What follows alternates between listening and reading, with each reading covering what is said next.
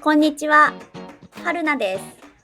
この動画はリスニングとスピーキングを同時に上達することができます。最初にちょっと見てみましょう。これは学校です。これは学校です。これは学校です。This is a school. これは学校です。その後、リピート練習、シャドーイング練習もしてスピーキングのレベルも上げましょう。まずは3つのスピードで聞いてみましょう。これは弟のおもちゃです。これは弟のおもちゃです。これは弟のおもちゃです。This is my younger brother's toy. これは弟のおもちゃです。この店は賑やかですか？この店は賑やかですか？この店は賑やかですか？ Is this shop lively? この店は賑やかですか？朝、部屋を掃除してから仕事に行きました。朝、部屋を掃除してから仕事に行きました。朝、部屋を掃除してから仕事に行きました。I clean my room in the morning before going to work. 朝、部屋を掃除してから仕事に行きました。本棚の下に箱があります。本棚の下に箱があります。本棚の下に箱があります。There is a box under the bookshelf. 本棚の下に箱があります。今日は涼しかったので、外で休みました。今日は涼しかったので、外で休みました。今日は涼しかったので、外で休みました。It was cool today, so I took a break outside. 今日は涼しかったので、外で休みました。この住所を見て、場所を教えてください。この住所を見て、場所を教えてください。この住所を見て、場所を教えてください。Please look at this address and tell me the location. この住所を見て、場所を教えてください。姉は明日の面接の練習を続けています。姉は明日の面接の練習を続けています。姉は明日の面接の練習を続けています。My older sister is continuing to practice for tomorrow's interview. 姉は明日の面接の練習を続けています。先生は新しい課題をご説明になりました。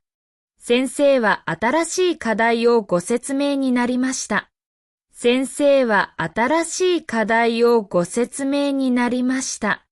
The teacher explained the new assignment. 先生は新しい課題をご説明になりました。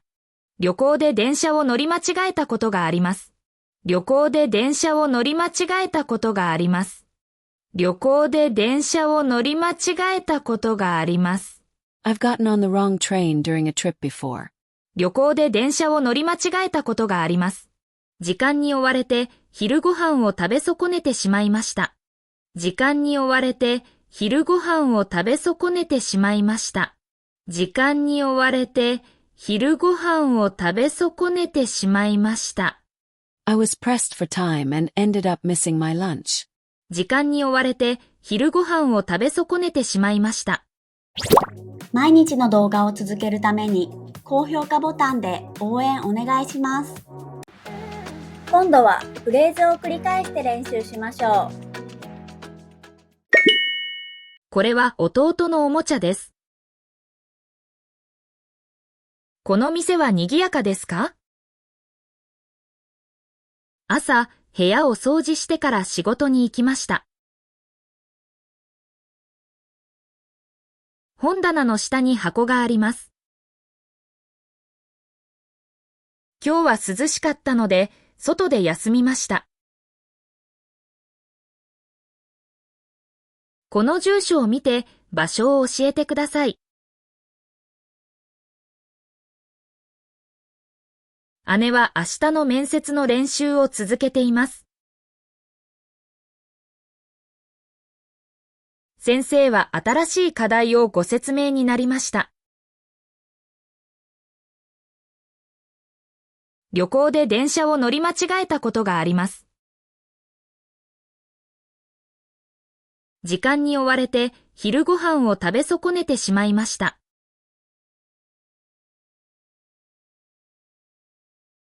シャドーイングです。音声を聞きながら少し遅れて真似しましょう。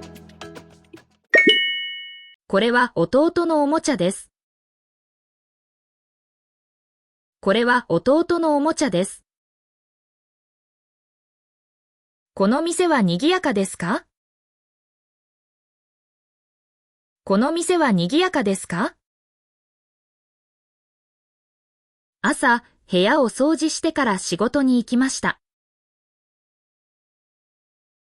朝、部屋を掃除してから仕事に行きました。本棚の下に箱があります。本棚の下に箱があります。今日は涼しかったので、外で休みました。今日は涼しかったので、外で休みました。この住所を見て場所を教えてください。この住所を見て場所を教えてください。姉は明日の面接の練習を続けています。姉は明日の面接の練習を続けています。先生は新しい課題をご説明になりました。先生は新しい課題をご説明になりました。旅行で電車を乗り間違えたことがあります。旅行で電車を乗り間違えたことがあります。時間に追われて昼ご飯を食べ損ねてしまいました。時間に追われて昼ご飯を食べ損ねてしまいました。最後はクイズです。答えがわかったらコメントしてね。海外で注文を聞き間違えたことがあります。海外で注文を聞き間違えたことがあります。お疲れ様でした。クイズの答えは明日の動画を見てね。もっと練習したい方はメンバーシップ限定の動画もチェックしてください。英語を聞いて日本語の文を作る練習で1週間の学びをしっかり復習できます。